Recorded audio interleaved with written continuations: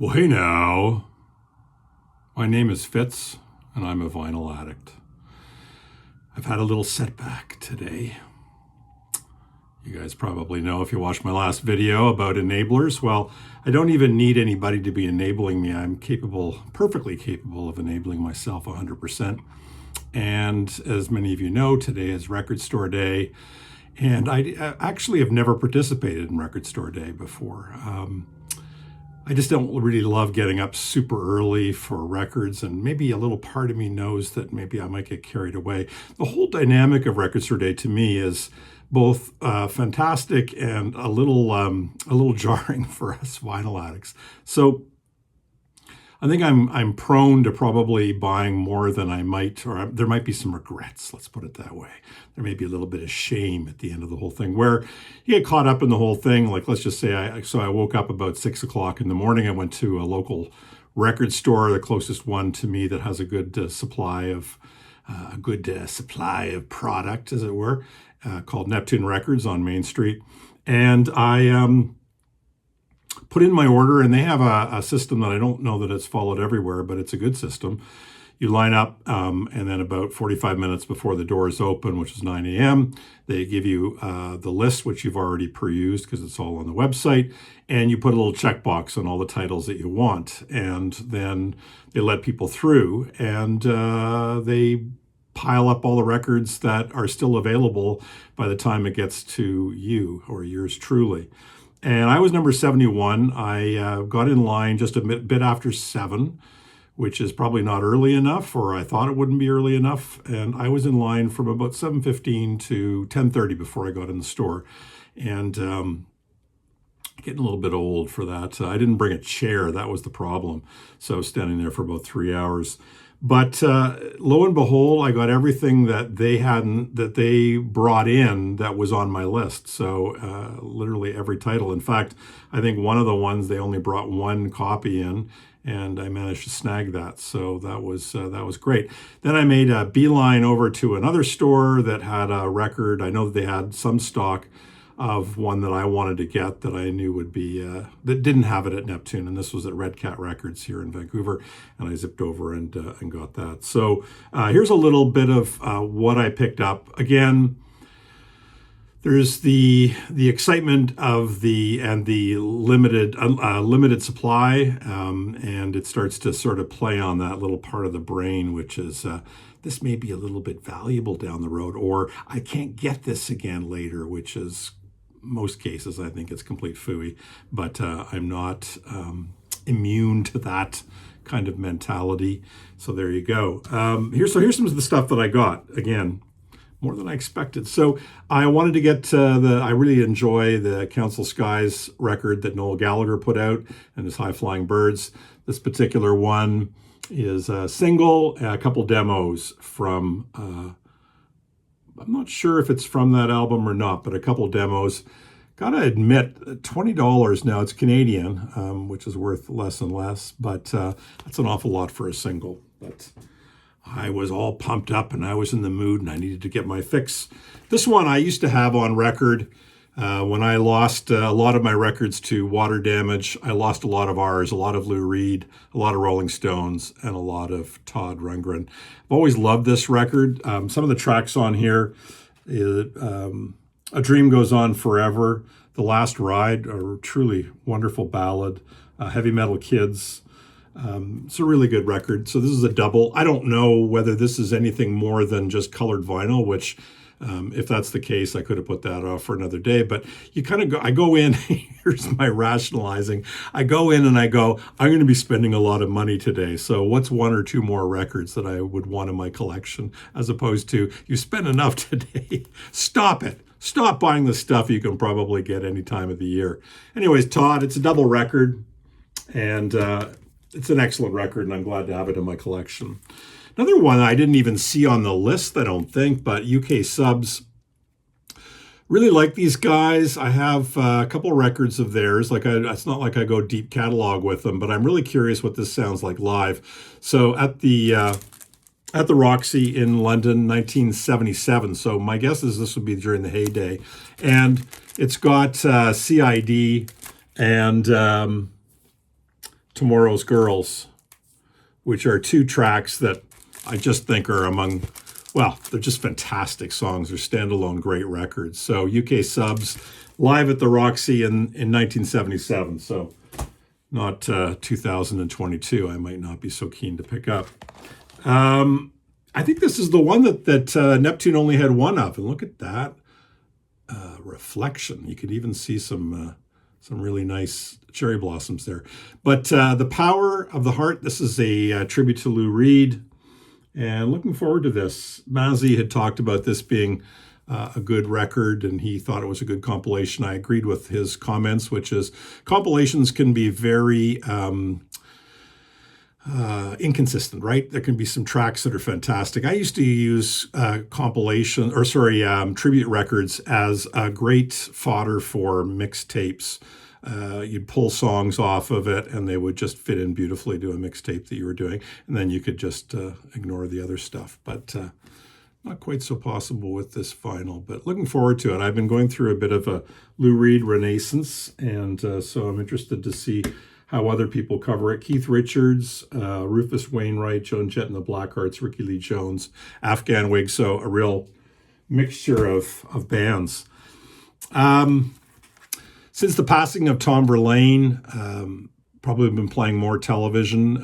I think that the marketing departments have also, such as it is, television's never going to be a massive band. It's always going to be kind of got a cult following to them. But this is Live at the Academy. Listen to this online. I think this must have been available previously on CD or digitally. And it's like the sound quality is okay, but I just love the Richard Lloyd, Tom Verlaine guitar interplay. And some of the performances I thought were really, really excellent. It highlights the television album. I think it's self-titled that came out in the early 90s. And that is a very good record. So they play a lot of that. And then they close off with Ye Old Marquee Moon, which I almost wonder if I've heard that enough now. But it still gets me going. Next up, one that I got that I used to really enjoy back in the day. I haven't played it. I don't have it on vinyl. I think when I used to do radio shows at university, I used to listen to this. I don't know if I ever even owned the record. I might have owned a cassette. But they've released for Record Store Day, Soft Cell. And this is called Nonstop Extended Cabaret. So this is Soft Cell's erotic cabaret, nonstop erotic cabaret. So of course it's got Tainted Love. It's also got Say Hello, Wave Goodbye. And really, really like this record. I'll be interested because I've done no kind of like listening to see whether it's something that would still really interest me. But I was caught up with the nostalgia. So I got it, Soft Cell. They're 12-inch, so they're basically 12-inch versions as well. Although interesting, I think many of the 12-inch versions are actually recently produced. They're not from the 12 inches that came out at the time, which would have been, my God, like 79, 80, 81, something like that. Big Luna fan, as many of you know, and this is L'Aventura. This is actually Dean and Britta, so Dean Wareham and Britta Phillips, who are part of Luna. I have wanted to get Luna on vinyl for a while because I have an extensive Luna collection, but it's pretty much all on CDs, and recently got a couple Bandbox Live recordings that were done at the chapel in San Francisco. And Bandbox went out of business. They actually have money of many of us, including myself, for the third live recording of the Rendezvous record. And they handled that really, really poorly. But my hat goes off to Dean Wareham and the Luna folks because they addressed that. I don't know if there's going to be anything that they can really do about it, but appreciated that they reached out to sort of let us know what was going on and what they were trying to do to make it right. But yeah, I think it's going to be all tied up in litigation because there's lots of debts. But Dean and Britta, L'Aventura. This is a really nice record. Getting near the end. This one I would never have thought I would have purchased. But again, Mazzy had recommended it. And then I went and started listening to it on the streaming services. I guess this had been released before, and really loved it. It was a beautiful ambient record. There's a lot, for me, there's a lot to... there's a good case for doing ambient records on CD because of the unbroken, 70, 60, 70 minutes of music without having to flip it over. With ambient, I would say more than most genres, maybe classical as well, to be flipping it over, and splitting everything up into two sides can be a little bit disconcerting. But I just thought I would get this, just throw another one on the pile. It's just money. You can't take it with you, all that stuff. And many of you know that this year, the last two are actually sort of obsessions of mine that have grown out of late 2023 and into 2024. Acetone.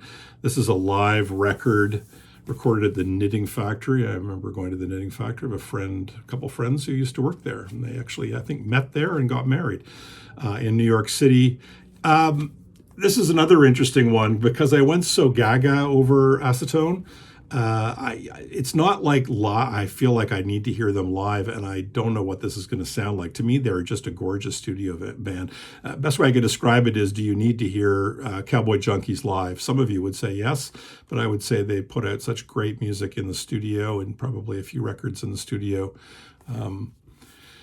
is enough. And I don't mean to besmirch Cowboy Junkies, but anyways, I don't know what this is going to be like, but I bought it anyways because I'm obsessed. I'm hooked on acetone. Sounds like I think acetone is a nail polish remover or something. So, being hooked on that, not a good thing. Another artist that I have gotten very fixated on and bought, 4 or 5 records this year of his. He's very prolific, and his name is Greg Fote. And I believe I'm pronouncing his name right. And Gigi Mason, the Fish Factory Sessions. So this one I had to whip over to the other store to get because they didn't bring those into Neptune. So I got this at Red Cat Records. Saw it on their wall. It wasn't even on their list, I don't think. I didn't see it on their list. But when I saw it on their Instagram on the wall, I zipped over there and got, I think, what was the last one. Anyways, Greg Fote. This is 2 tracks that are, I guess, reimagined. This is live in the studio in the UK, in Fish Factory Studios, right, of course. And they recorded this live. So I think this is just live to tape, basically. 2 tracks from Dolphins and 2 tracks that are, I think, new that haven't been released before.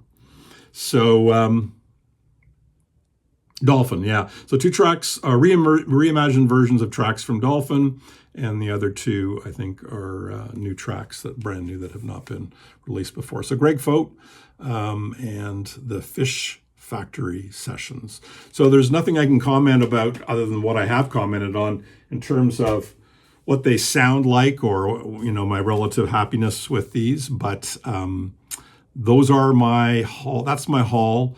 I am now going to go and shoot them up, metaphorically speaking, get high on the vinyl, and I'm actually heading out tomorrow for Europe. So I'm going to put some videos in the can and release those, and if I can find some good record stores and get a bit of a haul in Spain or France, I will certainly post those, shoot that and post those. But again, my name is Fitz, and I am a vinyl addict. I hope I'll get better. Please help me. Carpe diem.